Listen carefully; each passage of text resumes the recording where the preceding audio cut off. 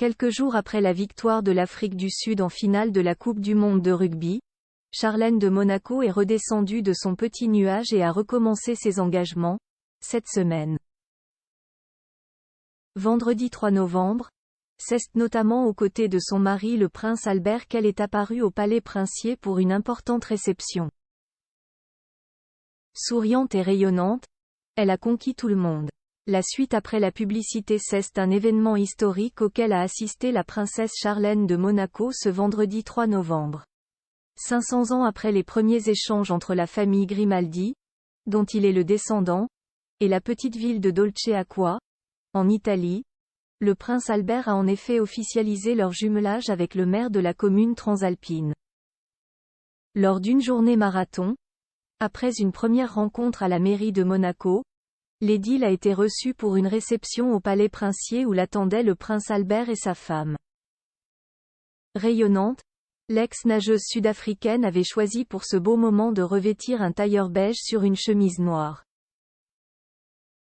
Parfaite pour l'automne qui arrive doucement dans la principauté monégasque, sa tenue était également très bien accordée à la couleur de ses cheveux courts et de plus en plus blonds à chaque apparition. Mais c'est surtout son large sourire qui faisait plaisir à voir.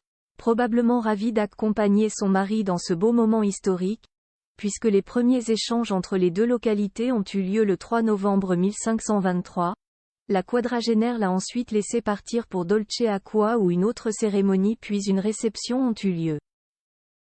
Mais elle a sûrement raconté cette matinée à leurs deux enfants, les adorables Jacques et Gabriella, 8 ans et demi, qui avaient fait leur rentrée scolaire la veille après les congés d'automne et qui visiteront sans doute la ville de Dolceacqua dans les années qui arrivent. Complices pour l'Afrique du Sud, loin de Jacques et Gabriella régulièrement présents aux côtés de leurs parents, les jumeaux ne loupent en revanche jamais l'école pour les accompagner dans leurs engagements quotidiens.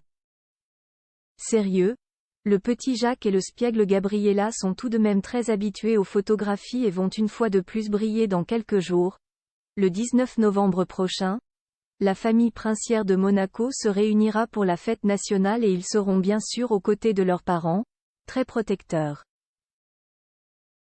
Même s'il arrive que le prince Albert et la princesse Charlène s'offrent de petits moments en amoureux, la semaine dernière, alors que l'Afrique du Sud, le pays d'origine de Charlène, jouait la finale de la Coupe du monde de rugby contre la Nouvelle-Zélande, le couple avait été vu au Stade de France.